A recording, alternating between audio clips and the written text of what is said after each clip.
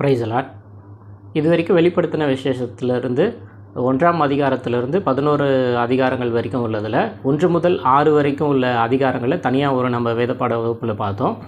அதுக்கப்புறம் 7 முதல் 11 வரைக்கும் இருக்கிற அதிகாரங்களில் உள்ள காரியங்களை குறித்து 2வது வகுப்பில் பார்த்தோம். இந்த வகுப்பில் நம்ம 12 முதல் 16, 12, 13, 14, 15, 16 இந்த அதிகாரங்களில் இருக்கிற காரியங்களை குறித்து, இந்த 5 அதிகாரங்களை குறித்து நம்ம இந்த நாளுக்கான வேதப்பாட பகுதியில் நம்ம பார்க்க போகிறோம். இப்படி 12வது அதிகாரத்தை பார்த்தீங்கன்னா, 12வது அதிகாரத்தில் எதை குறித்து சொல்லப்பட்டிருக்கு அப்படின்னா, 12வது அதிகாரத்தில் ஒரு ஸ்திரீ சூரியனை அணிந்திருக்க கண்டேன், அவங்க 12 நட்சத்திரத்தை வச்சுட்டு இருந்தாங்க அப்படின்னு சொல்லிட்டு குறிப்பிடப்பட்டிருக்கோம். இந்த ஸ்திரீ 12 நட்சத்திரங்கள் இதை நம்ம இஸ்ரவேலர்களுக்கு ஈக்குவலாக நம்ம இதை ஒப்புமையாக இதை எடுத்துக்கொள்ளலாம். அடுத்தது பார்த்திங்கன்னா 7 தலை 10 கொம்புகள் 10 முடி உள்ள ஒரு பெரிய வலு சர்பம் அப்படின்னு சொல்லிட்டு சொல்லப்பட்டிருக்கோம். இது சாத்தான் வலு சர்பம் அப்படின்றது சாத்தான் அப்படின்னு நம்மளுக்கு தெரியும். அந்த 7 தலை 10 கொம்பு அப்படின்றது சாத்தானுடைய ஒரு அதிகாரத்தில் இருக்கிற ஒரு ஆளுமை. அந்த 10 கொம்பு அப்படின்றது ஐரோப்பியன் யூனியனை குறிக்கிற மாதிரி வரும். அந்த கடைசி காலத்தில் உருவாகக்கூடிய அந்த சாம்ராஜ்யத்தை தான் இதை பேஸ் பண்ண மாதிரி சொல்லப்பட்டிருக்கு. அதுக்கப்புறம் பார்த்திங்கன்னா 1260 நாட்கள், 3 வருஷம் வனாந்திரத்தில் ஸ்ரீக்கு ஆயத்தம் பண்ணப்பட்ட இடம் இருக்கும் அப்படின்னு சொல்லிட்டு வனாந்திரத்துக்கு ஓடி போவாங்க அப்படின்னு சொல்லிட்டு சொல்லப்பட்டிருக்கோம். அந்த மகா உபத்திரவ காலத்தில் நடைபெறுகிற காரியங்களை குறித்து தான் இந்த 1260 நாட்களை தான் அந்த கடைசி 3 வருஷம் உபத்திரவ காலத்தை இதில் குறிப்பிடப்பட்டிருக்கு.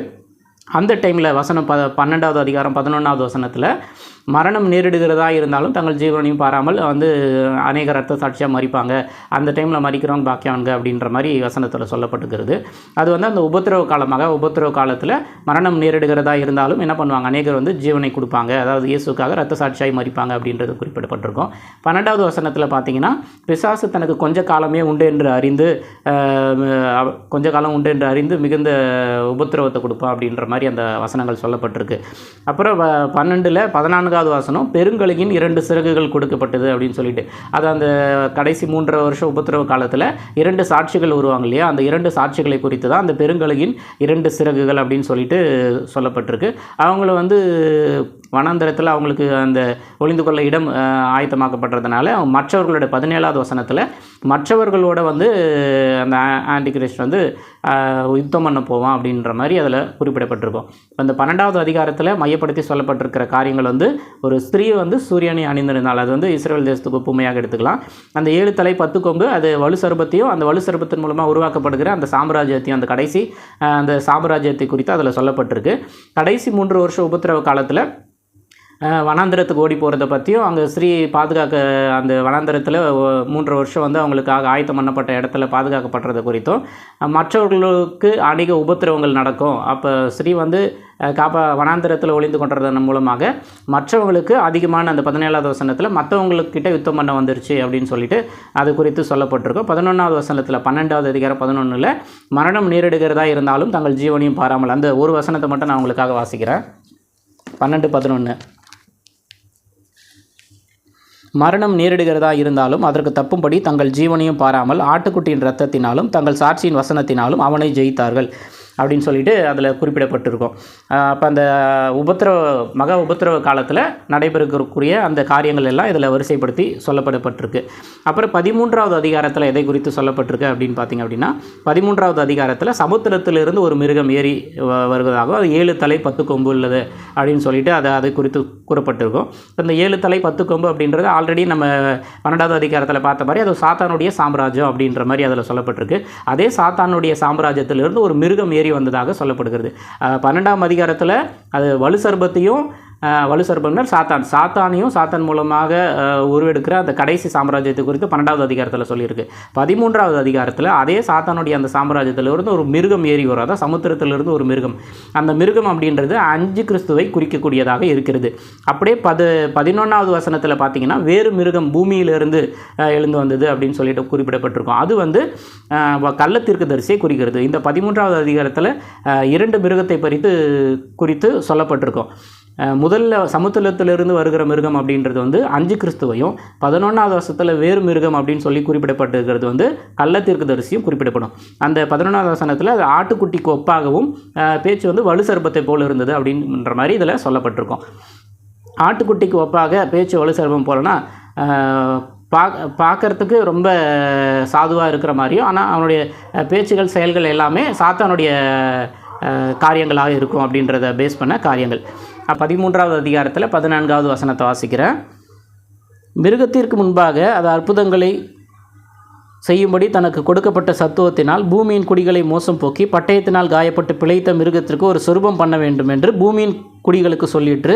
15 மேலும் அம்மிருகத்தின் சொரூபம் பேசத்தக்கதாகவும் மிருகத்தின் சொரூபத்தை வணங்காத யாவரையும் கொலை செய்யத்தக்கதாகவும் மிருகத்தின் சொரூபத்திற்கு ஆவியை கொடுக்கும்படி அதற்கு சத்துவம் கொடுக்கப்பட்டது அப்படின்னு சொல்லிட்டு இந்த வசனங்களில் குறிப்பிடப்பட்டிருக்கும். அது இந்த 13வது அதிகாரத்தில் பார்த்திங்கன்னா 2 மிருகத்தை குறித்து சொல்லப்பட்டிருக்கு. ஒன்று அந்தி கிறிஸ்துவை குறித்தும், வேறொரு மிருகம் என்று சொல்லப்படுவது கள்ளத்தீர்க்கதரிசி குறித்து இதில் சொல்லப்பட்டிருக்கு. அதில் இந்த முத்திரைன்றது 666 முத்திரை.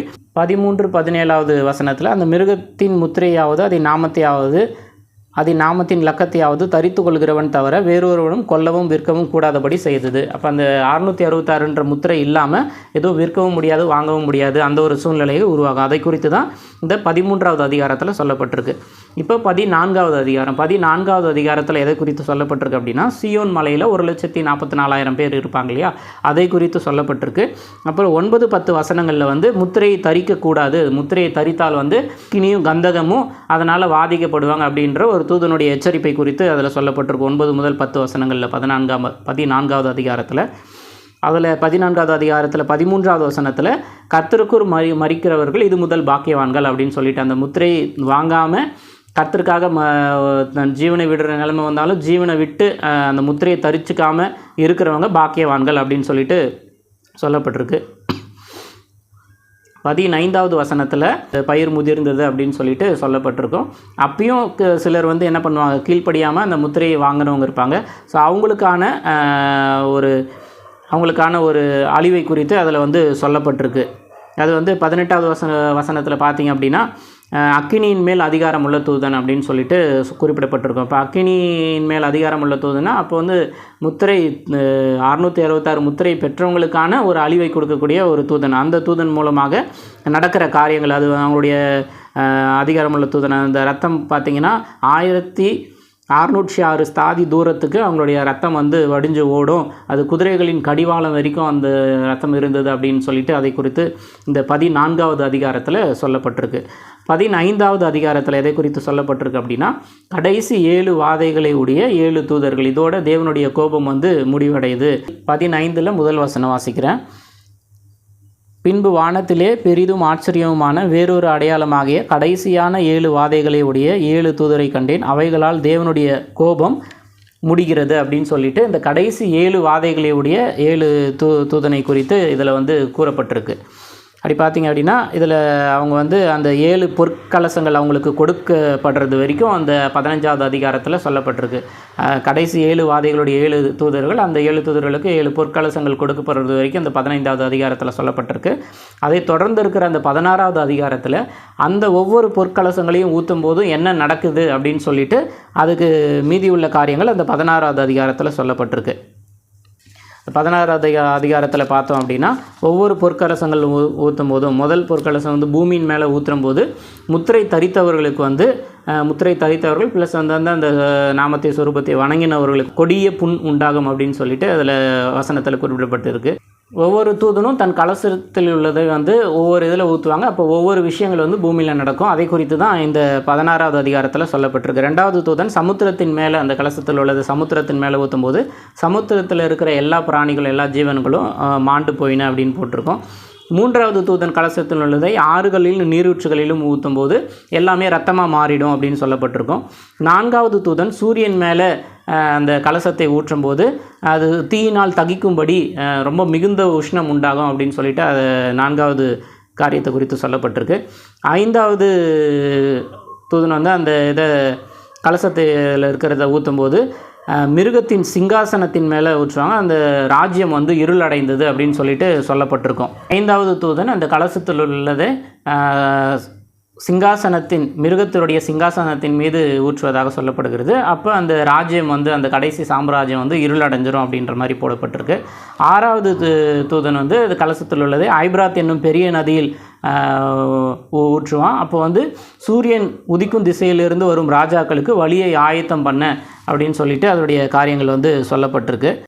16:12 6ஆம் தூதன் தன் கலசத்தில் உள்ளதை ஐப்ராத் என்னும் பெரிய நதியின் மேல் ஊற்றினான். அப்பொழுது சூரியன் உதிக்கும் திசையிலிருந்து வரும் ராஜாக்களுக்கு வழியை ஆயத்தம் பண்ணும்படி அந்த நதியின் தண்ணீர் வற்றி போயிற்று அப்படின்னு சொல்லிட்டு அதை குறித்து அதான் அந்த அர்மகெதோன் யுத்தத்துக்கு வரக்கூடிய ராஜாக்களுக்கு வழியை ஆயத்தம் பண்ணும்படியாக அந்த வழி வந்து வற்றி போயிடுச்சு, அந்த நதியின் தண்ணீர் வந்து வற்றி போயிடுச்சு அப்படின்னு சொல்லிட்டு அதை குறித்த காரியங்கள் வந்து இதில் சொல்லப்பட்டிருக்கு. மேலும் அந்த 6வது தூதன் அந்த காரியங்களுக்கு அப்புறமா வந்து ஐப்ராத் நதியில் ஊற்றினதுக்கப்புறம் 13வது வசனத்தில் பார்த்தீங்க அப்படின்னா, அப்பொழுது வருசர்பத்தின் வாயினாலும் மிருகத்தின் வாயிலும் கள்ளத்தீர்க்கதரிசியின் வாயிலும் இருந்து தவளை கொப்பான 3 அசுத்தாவிகள் புறப்பட்டு வர கண்டேன். அவை அற்புதங்களை செய்யும் பிசாசுக்களின் ஆவிகள். அவை பூலெங்கும் உள்ள ராஜாக்களை சர்வ வல்லமையுள்ள தேவனுடைய மகா நாளில் நடக்கும் யுத்தத்திற்கு கூட்டி சேர்க்கும்படி புறப்பட்டு போகிறது. இந்த வலுசர்பம், மிருகம், கள்ளத்தீர்க்கதரிசி இந்த 3 நபர்கள்கிட்ட இருந்து வரக்கூடிய அந்த 3 விதமான வலுசர்பம் வாயிலிருந்தும் மிருகத்தின் வாயிலிருந்தும் கள்ளத்தீர்க்கதரிசியின் வாயிலிருந்து தவளை கொப்பான 3 வித அசுத்த ஆவிகள் வருது. அது அற்புதங்களை செய்யக்கூடிய ஆவிகள். அந்த ஆவிகள் மகா நாளின் யுத்தத்திற்கு வந்து கூட்டி சேர்க்கும்படி புறப்பட்டு போகிறது அப்படின்னு சொல்லிட்டு அதை குறித்து சொல்லப்பட்டிருக்கு. அதிலே 16வது வசனத்தை பார்த்தீங்கன்னா அது எந்த இடம் அப்படின்ட்டு அதில் குறிப்பிடப்பட்டிருக்கும். 16வது அதிகாரத்தில் 16வது வசனம், அப்பொழுது எபிரேய பாஷையிலே அர்மகெதோன் எனப்பட்ட இடத்திலே அவர்களை கூட்டி சேர்த்தான் அப்படின்னு சொல்லிட்டு இதில் சொல்லப்பட்டிருக்கும். இந்த அர்மகெதான் அப்படின்ற இடத்துல தான் இந்த கடைசி அந்த உபத்திரவ காலத்துக்கு அப்புறமா நடக்கக்கூடிய அந்த அர்மகெதான் யுத்தம், அது மகா யுத்தம், அதை குறித்து அதில் சொல்லப்பட்டிருக்கு. மகா நாளில் நடக்கும் யுத்தத்திற்கு கூட்டி சேர்க்கும்படி புறப்பட்டு போகிறது அப்படின்னு சொல்லிட்டு இந்த 6வது கலசத்தில் உள்ளதை ஊற்றும்போது நடைபெறக்கூடிய காரியங்கள். அடுத்ததாக 7வது தூதன் தன் கலசத்தில் உள்ளதை வந்து ஆகாயத்தில் ஊற்றினான். அப்பொழுது பரலோகத்தில் ஆயிற்று என்று பெரு சத்தம் உண்டாயிற்று அப்படின்னு சொல்லிட்டு இந்த கடைசி கலசத்தில் உள்ளதை ஊற்றும்போது ஆயிற்று என்ற பெருசத்தம், பூமி அதிர்ச்சி உண்டாச்சு, தீவுகள் யாவும் அகன்று போயின அப்படின்னு சொல்லிட்டு அதை குறித்து சொல்லப்பட்டிருக்கோம். அது 18வது வசனத்தில் பார்த்தீங்கன்னா ஒரு பெரிய பூமி அதிர்ச்சி உண்டாச்சு அப்படின்னு சொல்லப்பட்டிருக்கோம். வசனத்திலே மனுஷர்கள் உண்டான நாள் முதல் கொண்டு அப்படிப்பட்ட பெரிய அதிர்ச்சி உண்டானதில்லை. இல்லை பூமியில் மனுஷங்க ஆதாமையால் படைக்கப்பட்டாங்க இல்லையா, அதிலிருந்து இன்றைக்கு வரைக்கும் அவ்வளோ பெரிய பூமி அதிர்ச்சி உண்டானதே கிடையாது. இது வரைக்கும் நடக்காத ஒரு பெரிய பூமி அதிர்ச்சி அந்த டைமில் நடக்கும். தீவுகள் யாவும் அகன்று போயின அப்படின்னு சொல்லிட்டு அந்த வசனத்தில் குறிப்பிடப்பட்டிருக்கு. அப்புறம் ஒரு தாளந்து நிறைய பெரிய கல் மலையும் வானத்திலிருந்து மனுஷர் மேல் விழுந்தது. அந்த கண்மலையினால் உண்டான வாதை நிமித்தம் மனுஷர்கள் தேவனை தூசித்தார்கள். அந்த வாதை மிக மகா கொடியதாக இருந்தது அப்படின்னு சொல்லிட்டு இப்போ நடக்கிற அந்த ஒவ்வொரு கலசங்கள் ஊற்றப்படும் போதும் எல்லா கலசங்களிலிருந்தும் மனிதர்கள் வந்து மனம் திரும்பாமல் இருந்தாங்க அப்படின்றத ஒவ்வொரு முறையும் இதில் வந்து இந்த அதிகாரத்தில் குறிப்பிடப்பட்டு இருக்கும். 12வது அதிகாரத்தில் திரும்ப வரிசையாக நம்ம அப்படியே பார்த்துடலாம். 12வது அதிகாரத்தில் பார்த்தீங்கன்னா எதை குறித்து சொல்லப்பட்டிருக்கு அப்படின்னா, ஒரு ஸ்திரீ சூரியனை அணிந்திருந்தால் 12 நட்சத்திரங்கள், அது வந்து இஸ்ரேல் தேசத்துக்கு ஒப்புமையாக நம்ம எடுத்துக்கொள்ளலாம். அது அப்புறம் 7 தலை 10 கொம்புகள், அது கடைசி சாம்ராஜ்யத்தை குறித்து சொல்லப்பட்டிருக்கு. அது பெரிய வலுசர்பம்ன்றது சாத்தானை குறித்து சொல்லப்பட்டிருக்கு. அந்த சாத்தானை குறித்தும் சாத்தான் மூலமாக அவனுடைய ஆட்சி அதிகாரத்துக்குள்ளே இருக்கிற அந்த கடைசி சாம்ராஜ்யத்தை குறித்து, அந்த ஐரோப்பியன் யூனியனை குறித்தும் அந்த 10 கொம்புகள் அதனுடைய விளக்கமாக இருக்கிறது. கடைசி 3 வருஷத்தை குறித்து 1260 நாட்கள், கடைசி அந்த 3 வருஷம் உபத்திரவ காலத்தில் அந்த வனாந்திரத்துக்கு ஓடி போகிறது, வனாந்திரத்தில் பாதுகாக்கப்படுறதுன்னு குறித்து சொல்லப்பட்டு இருக்குது. அந்த டைமில் அந்த 11வது வசனத்தில் 12வது அதிகாரம் 11வது வசனத்தில் மரணம் நேரிடுகிறதா இருந்தாலும் தங்கள் ஜீவனையும் பாராமல், அந்த வசனத்தை மட்டும் வாசிக்கிறேன். 12ல் 11வது வசனம் வாசிக்கிறேன். மரணம் நேரிடுகிறதா இருந்தாலும் அதற்கு தப்பும்படி தங்கள் ஜீவனையும் பாராமல் ஆட்டுக்குட்டியின் ரத்தத்தினாலும் தங்கள் சாட்சியின் வசனத்தினாலும் அவனை ஜெயித்தார்கள் அப்படின்னு சொல்லிட்டு அதில் குறிப்பிடப்பட்டிருக்கு. அந்த மகா உபத்திரவ காலத்தை குறித்து இந்த 12வது அதிகாரத்தில் சொல்லப்பட்டிருக்கு. பிசாசானவன் தனக்கு கொஞ்ச காலம் மாத்திரம் உண்டென்று அறிந்து மிகுந்த கோபமடைந்து உங்களிடத்திற்கு இறங்கினபடியால் உங்களுக்கு ஆபத்து வரும் என்று சொல்ல கேட்டேன் அப்படின்ட்டு 12வது வசனத்தில் சொல்லப்பட்டிருக்கு. 12வது அதிகாரத்தில் ஸ்திரீயை குறித்து, அந்த 12 நட்சத்திரங்களை குறித்து, அது இஸ்ரவேலை குறித்து சொல்லப்படுகிற காரியம். 7 தலை 10 கொம்பு அப்படின்றது கடைசி அந்த ஐரோப்பியன் யூனியன் சாம்ராஜ்யத்தை குறித்தும், அந்த வலுசர்பம்ன்றது சாத்தானை குறித்தும் சாத்தானுடைய அந்த கடைசி அந்த ஐரோப்பியன் யூனியன் சாம்ராஜ்யத்தை குறித்து சொல்லப்படுகிறது. அப்புறம் அந்த 1260 நாட்கள் 3 வருஷம் அந்த ஸ்திரீ வனாந்தரத்துக்கு ஓடி போகிறதும் அந்த வனாந்தரத்தில் பாதுகாக்கப்படுறதும் அந்த 3 வருஷங்கள் உபத்திரவ காலத்தை குறித்தும், அப்போ மரணம் நேர்ந்தாலும் மரணத்தை பாராமல் மரணம் நேரிடுகிறதா இருந்தாலும் இரத்த சாட்சிகளாய் மரிக்கிறவங்களை குறித்து அதில் சொல்லப்படுகிறது. பிசாசுக்கு கொஞ்ச காலம் உண்டு என்று அறிந்து அவன் உக்கிரமாக இறங்குறது குறித்து, ஏன்னா கடைசி 3 வருஷம் தான் இருக்குது அப்படின்றதுனால அதை குறித்து சொல்லப்படுகிறது. அதே டைமில் பெருங்கழுகியின் 2 சிறகுகள் கொடுக்கப்பட்டது அப்படின்னு சொல்லிட்டு 12வது அதிகாரம் 14வது வசனத்தில் குறிப்பிடப்பட்டிருக்கும். அது அந்த 2 சாட்சிகளை குறித்து சொல்லப்பட்டிருக்கு. அப்புறம் அவங்கள தேடி போய் அவங்க வனாந்தரத்தில் மறைவாக இருக்கிறதுனால மற்றவர்கள் மீது யுத்தம் பண்ண போனா அப்படின்னு சொல்லிட்டு 17வது வசனத்தில் கூறப்பட்டிருக்கும். அப்புறம் 13வது அதிகாரத்தில் பார்த்திங்க அப்படின்னா 13வது அதிகாரத்தில் 2 மிருகத்தை குறித்து சொல்லப்பட்டிருக்கும். ஒன்று சமுத்திரத்திலிருந்து வருகிற மிருகம் அஞ்சு கிறிஸ்துவை குறித்தும், வேறொரு மிருகம் அப்படின்னு சொல்லிட்டு 11வது வசனத்தில் குறிப்பிடப்பட்டுள்ளது கள்ளத்தீர்க்கதரிசி குறித்தும் இது சொல்லப்பட்டிருக்கும். இங்கேயும் அந்த சமுத்திரத்திலிருந்து வருகிற மிருகம் 42 மாதம் யுத்தம் பண்ணும், அது ஒரு 3 வருஷத்தை குறித்து சொல்லப்பட்டிருக்கு. இப்போ பார்த்திங்க அப்படின்னா 11வது அதிகாரத்துலேயும் 3 வருஷத்தை குறித்து சொல்லப்பட்டிருக்கு. 11வது அதிகாரம் நம்ம போன வகுப்பில் பார்த்தது, அதுவும் 3 வருஷம், அந்த கடைசி 3 வருஷத்தை குறித்து இதில் குறிப்பிடப்பட்டிருக்கும். 12வது அதிகாரத்துலேயும் கடைசி அந்த 3 வருஷத்தை குறித்து குறிப்பிடப்பட்டிருக்கும். 13வது அதிகாரத்துலேயும் கடைசி 3 வருஷத்தை குறித்து குறிப்பிடப்பட்டிருக்கும். 14வது அதிகாரத்துலேயும் கடைசி 3 வருஷத்தை குறித்து குறிப்பிடப்பட்டிருக்கும். 11, 12, 13, 14 இந்த 4 அதிகாரங்கள், 11 முதல் 14 இந்த 4 அதிகாரங்களையும் கடைசி 3 வருஷம் உபத்திரவ காலத்தில் நடக்கிற காரியங்களையும் அதில் மென்ஷன் பண்ணியிருக்கோம். 14வதுல சியோன் மலையில் 1,44,000 நிற்கிற காரியங்களை குறித்தும், 9-10 வசனங்களில் அந்த முத்திரையை தரித்தவர்களுக்கு தரிப்புறவங்களுக்கு அக்கினியும் கந்தகமான வாதிப்பு இருக்கும் அப்படின்றத தூதனுடைய எச்சரிப்பு. அந்த டைமில் நிறைய பேர் முத்திரையை தரிக்காமல் கர்த்தருக்குள் மரிக்கிறவர்கள் இது முதல் பாக்கியவான்கள் அப்படின்னு சொல்லிட்டு குறிப்பிடப்பட்டிருக்கும். அப்புறம் முத்திரையை தரித்தவர்களுக்கு அக்கினியின் மேல் அதிகாரம் உள்ள தூதன் அவங்களுக்கு கொடுக்கிற அந்த அழிவை குறித்து அதில் குறிப்பிடப்பட்டிருக்கு. 15வது அதிகாரத்தில் கடைசி 7 வாதைகளுடைய 7 தூதர்கள் அதை குறித்து இதில் சொல்லப்பட்டிருக்கு. அவங்க மோசேயோட பாட்டி, மாட்டுக்குட்டியானவருடைய பாட்டி. 15வது அதிகாரத்தில் 2வது வசனம் வாசிக்கிறேன். அன்றியும் அக்கினி கலந்த கண்ணாடி கடல் போன்ற ஒரு கடலையும் மிருகத்திற்கும் அதன் சொரூபத்திற்கும் அதன் முத்திரைக்கும் அதன் நாமத்தின் இலக்கத்திற்கும் உள்ளாகாமல் ஜெயங்கொண்டவர்கள் தேவ சுரமண்டலங்களை பிடித்து கொண்டு அந்த கண்ணாடி கடல் அருகே நிற்கிறதையும் கண்டேன் அப்படின்னு சொல்லிட்டு, இந்த ஜெயங்கொள்றவங்க அந்த கண்ணாடி கடல் அருகே நிற்கிறத பார்க்குற மாதிரி அதில் குறிப்பிடப்பட்டு இருக்குது. மற்றவர்களுக்கு அந்த கடைசி 7 வாதைகளுடைய 7 தூதர்கள் அவங்களுக்கான அந்த கோபாக்கினை அவங்க கொடுப்பது வரைக்கும், அந்த கலசங்களை ஒரு தூதன் கொடுக்குற வரைக்கும் அந்த 15வது அதிகாரத்தில் சொல்லப்பட்டிருக்கும். 16வது அதிகாரத்தில் அந்த ஒவ்வொரு கலசங்களும் ஊற்றும்போது என்ன நடக்குது, அந்த முத்திரை தரித்தவர்களுக்கு என்ன நடக்குது அப்படின்றத குறித்து இந்த 16வது அதிகாரத்தில் சொல்லப்பட்டிருக்கும்.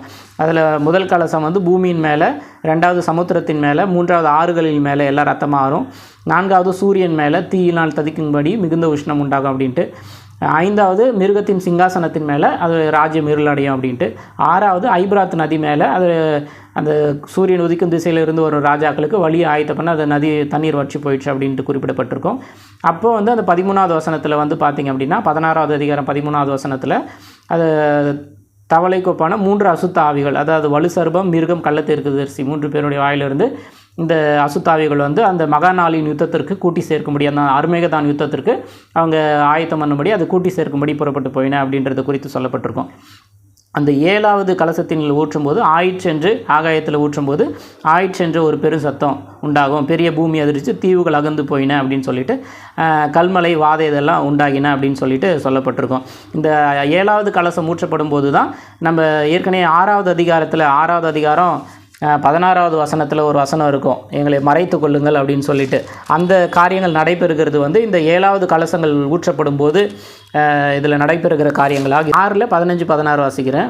பூமியின் ராஜாக்களும் பெரியோர்களும் ஐஸ்வர்யவான்களும் சேனை தலைவர்களும் பலவான்களும் அடிமைகள் யாவரும் சுயதினர் யாவரும் பர்வதங்களிலும் குகைகளிலும் கண்மலைகளிலும் ஒளிந்து கொண்டு பர்வதங்களையும் கண்மலைகளையும் நோக்கி, நீங்கள் எங்கள் மேல் விழுந்து சிங்காசனத்தின் மேல் வீற்றிருக்கிறவருடைய முகத்திற்கும் ஆட்டுக்குட்டியானவருடைய கோபத்திற்கும் எங்களை மறைத்து கொள்ளுங்கள், அவருடைய கோபாக்கினையின் மகாநாள் வந்துவிட்டது, யார் நிலை நிற்கக்கூடும் என்பார்கள் அப்படின்னு சொல்லிட்டு, இந்த 6வது அதிகாரத்தில் இந்த 6வது முத்திரையை உடைக்கும்போது சூரியன் கருப்பு கம்பளி போல மாறிச்சு அப்படின்னு சொல்லிட்டு நம்ம முன்னாடி பார்த்தோம் இல்லையா, அந்த 6வது முத்திரை உடைக்கப்படும் போது நடக்கிற காரியங்களை குறித்து தான் இந்த 7வது கலசத்தில் உள்ள காரியங்களை ஊற்றும்போது நடக்கிற அந்த வாதைகளோடு நம்ம அதை சேர்த்து பார்த்துக்கலாம். அதோட இது ஒற்று போகிற மாதிரி இந்த காரியங்கள் இதில் கொடுக்கப்பட்டிருக்கு. இதில் போன வகுப்பில் சொல்ல மறந்த ஒரு விஷயம் வந்து 4வது முத்திரையில் பூமியில் கால் பங்கில் ஒரு ஜனங்கள் வந்து இறந்து போயிடுவாங்கன்னு சொல்லணும் இல்லையா. இப்போ 830 கோடி ஜனத்தொகை அப்படின்னு சொல்லிட்டு நம்ம கணக்கு எடுத்துக்கினா கூட அந்த 30 கோடியை விட்டுரும். ரவுண்டாக நம்ம ஒரு 800 கோடி ஜனத்தொகை இருக்குது அப்படின்னா அந்த 800 கோடியில் 4ல் ஒரு பங்கு, அது கால் பங்கு, அப்படின்னா 200 கோடி பேர் இறந்து போயிடுவாங்க அந்த 4வது முத்திரை நடக்கும்போது. இப்போ அந்த 4வது முத்திரையை தான் இப்போ நம்ம அடுத்ததாக ஃபேஸ் பண்ண இருக்க போகிறோம். அந்த 4வது முத்திரையில் கால் பங்கு இறந்துடுவாங்க. அப்போ இப்போ இருக்கிறதுல 600 கோடி பேர் தான் இருப்பாங்க. 200 கோடி பேர் கிட்டத்தட்ட இறந்து போயிடுவாங்க. அந்த டைமில் தான் ரகசிய வருகையும் இருக்கிறதுக்கான வாய்ப்புகள் இருக்குது அப்படின்னு சொல்லிட்டு நம்ம பார்த்துருக்கோம் தொடர்ந்து. இதில் அந்த இருக்கிற 200 கோடி பேர் இறந்து போயிட்டு மிச்சம் 600 கோடி பேர் தான் இருப்பாங்க. அதுக்கப்புறமா அந்த 4வது முத்திரையில் கால் பங்கு போனதோடு இல்லாமல் 9வது அதிகாரம் 18வது வசனத்தில் அந்த 7 எக்காலங்கள், 7வது முத்திரையில் 7 எக்காலங்கள் ஊதப்படும் இல்லையா. அதில் 6வது எக்காலம் ஊதப்படும் போது 3ல் ஒரு பங்கு மனிதர்களை கொலை செய்ய அதிகாரம் கொடுக்கப்பட்டது அப்படின்னு சொல்லிட்டு சொல்லப்பட்டிருக்கோம். அந்த 9வது அதிகாரம் 18வது வசனம். அப்போ 3ல் ஒரு பங்கு ஜனங்க வந்து மரிப்பாங்க, இறந்து போவாங்க. அப்போ இருக்கிறது 600னா 600ல் 3ல் ஒரு பங்கு போயிடும் அப்படின்னா திரும்பவும் அகைன் ஒரு 200 கோடி பேர் இறந்து போயிடுவாங்க. அப்போ மிச்சம் இருக்கிறது 400 கோடி பேர் தான் இருப்பாங்க. அப்போ கிட்டத்தட்ட இப்போ இருக்கிற ஜனத்தொகையிலிருந்து வருகைக்கு முன்னாடி பார்த்திங்கன்னா பாதிக்கு பாதியாக அப்படியே குறைஞ்சிரும். இந்த பூமியில் இருக்கிறவங்க பாதிக்கு பாதியாக ஜனத்தொகை அப்படியே குறைஞ்சிரும் அப்படின்னு சொல்லிட்டு இந்த வசனங்களில் குறிப்பிடப்பட்டிருக்கு. ஓரளவுக்கு இதில் உங்களுக்கு புரிஞ்சிருக்கும் அப்படின்னு சொல்லிட்டு நான் விசுவாசிக்கிறேன். இருந்தாலும் திரும்ப ஒரு முறை வேகமாக இந்த 12 முதல் 16 வரைக்கும் இருக்கிற அதிகாரங்கள் குறித்து வேகமாக ஒரு முறை சொல்லிடுறேன். ஏற்கனவே உள்ள 1 முதல் 11 வரைக்கும் நம்ம 2-3 டைம் நம்ம ரிவர்ஸாக பார்த்துட்டோம். அது உங்களுக்கு புரிஞ்சிருக்கும்னு நம்புகிறேன். இந்த 12 முதல் உள்ளதை திரும்ப ஒரு முறை சொல்லிடுறேன் நான். 12வது அதிகாரத்தில் ஸ்ரீ வந்து சூரியனை அணிந்திருந்ததாக 12 நட்சத்திரங்கள், அது இஸ்ரவேலுக்கு ஒப்புமையாக எடுத்துக்கொள்ளலாம். அப்புறம் 7 தலை 10 கொம்பு, அது அந்த 10 கொம்புன்றது ஐரோப்பியன் யூனியன். இந்த வலு சர்பம் சாத்தானை குறித்தும் அந்த வலு சர்பத்தினால் அவருடைய அதிகாரத்தின் மூலமாக உருவாக்கப்படுகிற அந்த கடைசி சாம்ராஜ்யத்தை குறித்து அதில் சொல்லப்பட்டிருக்கு. அப்புறம் இந்த 1260 நாட்கள், அந்த 3 வருஷ உபத்திரவ காலத்தில் ஸ்ரீ வனாந்தரத்துக்கு ஓடி போகிறதும் அங்கே ஒரு பாதுகாப்பான இடம் உருவாக்கப்படுறது குறித்தும் மற்றவர்களோடு யுத்தம் பண்ணுறது குறித்தும், அந்த ஸ்ரீ பாதுகாப்பட்டதுனால மற்றவங்களோட யுத்தம் பண்ணுறது குறித்தும், மரணம் நேரிடுகிறதா இருந்தாலும் தங்களை ஜீவனை கொடுக்குற ரத்த சாட்சிகளை குறித்தும், பிசாசு கொஞ்ச காலம் இருக்குது அப்படின்றத எண்ணி கடைசி 3 வருஷம் தான் இருக்குது அப்படின்ட்டு அவன் உக்கிரமாக இறங்குறது குறித்தும், ஆபத்து வரும் அப்படின்றத குறித்தும் இந்த 12வது அதிகாரங்களில் பொதுவாக சொல்லப்பட்டிருக்கு. 13வது அதிகாரத்தில் 2 காரியங்களை குறித்து சொல்லப்பட்டிருக்கு. 2 மிருகத்தை குறித்து. ஒன்று அஞ்சு கிறிஸ்துவை குறித்து, சமுத்திரத்திலிருந்து வர மிருகம்ன்றது அந்தி கிறிஸ்துவை குறித்தும், வேறு மிருகம் அப்படின்னு சொல்லிட்டு 13வது அதிகாரம் 11வது வசனத்தில் வேறு மிருகம் சொல்லியிருக்கோம். அது வந்து பூமியிலிருந்து வருகிற வேறு மிருகம் அப்படி. அது வந்து ஆட்டுக்குட்டி கொப்பாகவும் அதோடைய பேச்சு வந்து வலு சர்பத்தை போல இருந்தது. அது வந்து கள்ள தீர்க்கதரிசியை குறித்து இது சொல்லப்பட்டிருக்கு.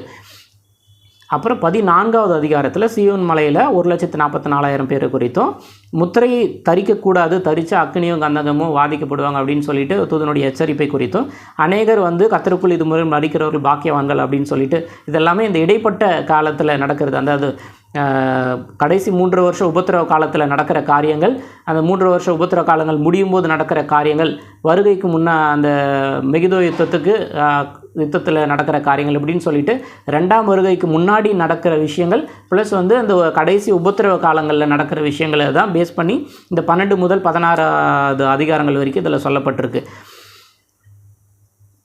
அதில் 14வது அதிகாரத்தில் 15வது வசனத்தில் பயிர் முதிர்ந்தது, அதற்கு கீழ்ப்படியாமல் அப்பயும் கீழ்ப்படியாமல் அநேகர் வந்து என்ன பண்ணுவாங்க, முத்திரையை தரித்துப்பாங்க. அவங்களுக்கு வந்து அக்கினியின் மேல் அதிகாரமுள்ள தூதனை அவங்களுக்கு கொடுக்குற அந்த அழிவை குறித்து அதில் சொல்லப்பட்டிருக்கு. இது வரைக்கும் 12, 13, 14 அதிகாரங்கள் இதை குறித்து சொல்லப்பட்டிருக்கு. 15வது அதிகாரத்தில் இதனுடைய கடைசி 7 வாதைகளுடைய 7 தூதர்களை குறித்து சொல்லப்பட்டிருக்கு. 15வது அதிகாரம் 7வது வசனத்தில் தேவனுடைய கோபாக்கினை நிறைந்த பொற்கலசங்கள் கொடுக்கறது வரைக்குமே இந்த 15வது அதிகாரத்தில் குறிப்பிடப்பட்டிருக்கு. ஜெயங்கொண்டவர்களை குறித்து, அந்த உபத்திரவ காலத்திலிருந்து ஜெயங்கொண்டவர்கள் வந்து கண்ணாடி கடல் அருகே நிற்கிறதை குறித்து சொல்லப்பட்டிருக்கு. அதாவது அந்த உபத்திர காலத்தில் மறிக்கிறவங்க அவங்க வந்து ஜெயங்கொண்டு கண்ணாடி கடல் அருகே நிற்கிறாங்க.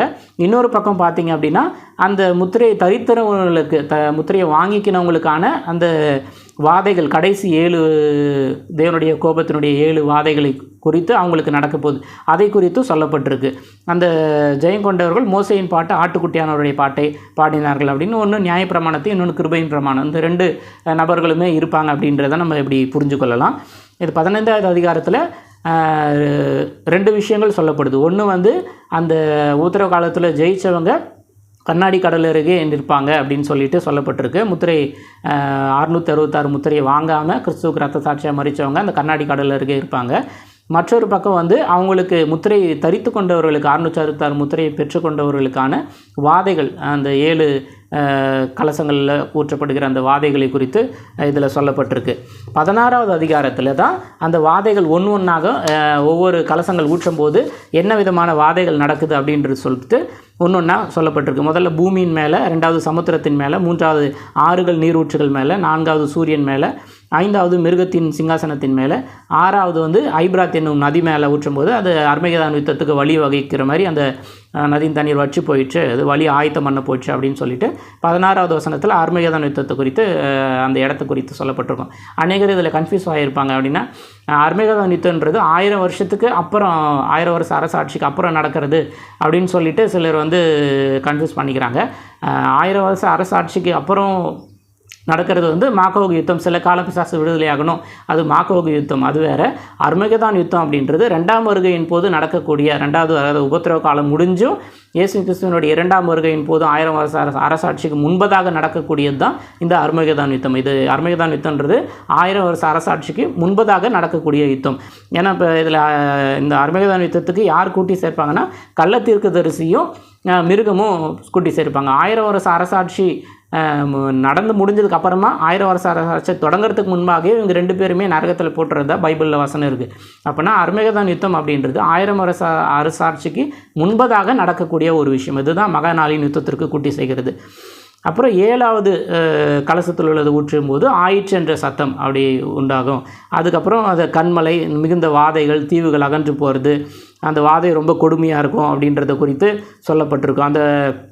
அதை தான் நம்ம அந்த 6வது அதிகாரம் 16வது வசனத்தில் குறிப்பிட்ட எங்களை மீது விழுந்து எங்களை மறைத்து கொள்ளுங்கள், தேவனுடைய கோபாக்கினி நாள் வந்தது அப்படின்னு சொல்லிட்டு அந்த கோபாக்கினி நாளில் நடக்கிற அந்த கடைசி அந்த காரியங்களை குறித்து தான் இந்த 7வது இது நடக்கும்போது அந்த கல்மலை, அந்த வாதை, இந்த விஷயங்கள் எல்லாம் சொல்லப்பட்டிருக்கு. இப்போ உங்களுக்கு 12, 13, 14, 15, 16 இந்த 5 அதிகாரங்களில் இருக்கிற காரியங்களே ஓரளவுக்கு உங்களுக்கு புரிஞ்சிருக்கும் அப்படின்னு சொல்லிட்டு நம்புகிறேன்.